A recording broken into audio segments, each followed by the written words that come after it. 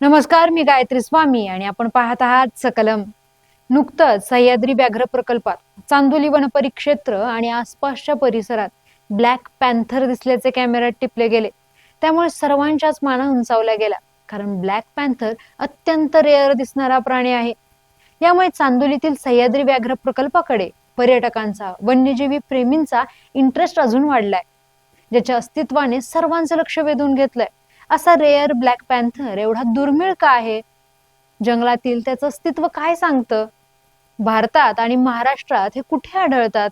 या सर्व गोष्टींचा धांडोळा आपण या व्हिडिओमध्ये घेणार आहोत.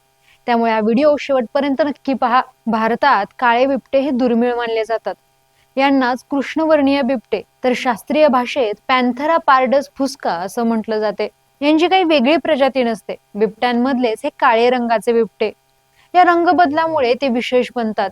बिबट्यांना हा काळा कलर मेलेनिस्टिक रंग प्रकाराचा आहे, जो जास्त गडद रंगद्रव्य निर्माण करणाऱ्या जेनेटिक्स म्युटेशन्स मुळे होतो, ज्यामुळे त्यांच्या अंगावरील ठिपके जवळजवळ अदृश्य होतात आणि ते काळे दिसतात. काळे बिबटे दुर्मिळ का आहेत? तर त्याचा काळा रंग. पिढ्या दर पिढ्या आपल्या डोळ्यांचा रंग, केसांचा रंग यात बदल होत असतात आणि जे कमी प्रमाणात दिसून येतात ते जेनेटिक ट्रेट्स दुर्मिळ असतात, जसे की निळे डोळे, सोनेरी केस. ब्लॅक पॅन्थरच्या बाबतीतही असंच घडतं. त्याचा काळा रंग हा अप्रभावी गुणधर्म आहे, त्याच्यामुळे तो क्वचितच दिसून येतो. ब्लॅक पॅन्थरला एकटं राहण्यास आवडत असल्याने आणि त्यात तो निशाचर स्वभावाचा असल्यामुळे त्याला ट्रॅक करणं अवघड जातं, कारण घनदाट जंगलातील अंधार आणि त्याच्या काळ्या रंगामुळे तो सहसा दिसत नाही.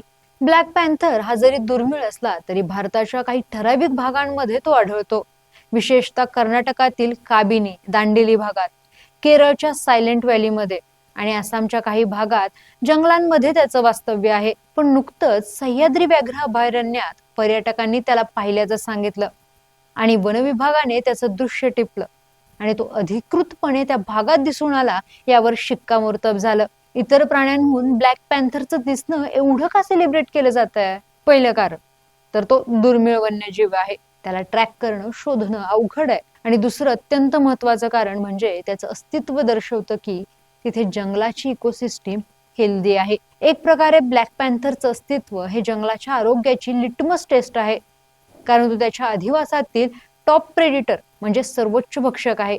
यामुळे तिथली जैवविविधता, शिकार उपलब्धता आणि अधिवासाची गुणवत्ता कळून येते.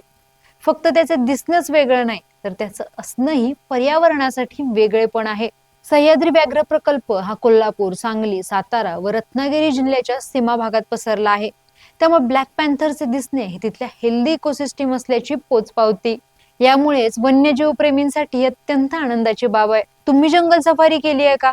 तिथलं वेगळेपण कमेंट्स मध्ये नक्की सांगा आणि पाहत रहा सकलम.